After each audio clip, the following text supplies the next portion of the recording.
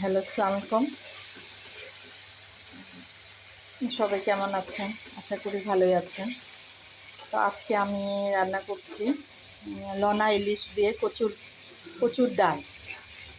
কচুর ডালটা সুন্দর করে ছিলে নিয়ে কেটে নিয়েছি।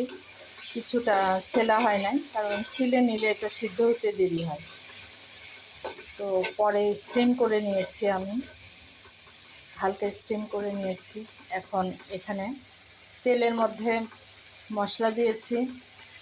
প্রথমে পেঁয়াজ দিয়েছি। পেঁয়াজটা যখন ব্রাউন কালার হয়ে গেছে তেলে, তখন জিরা বাটা, রসুন বাটা, হলুদ, গুঁড়া মরিচ, কাঁচামরিচ, লবণ, এগুলো সব দিয়ে মশলাটা কষিয়ে নিতে হচ্ছে। কষিয়ে নিয়ে ওখানে আমি লনা ইলিশ দিয়েছি। তো আমি একটু অসুস্থ,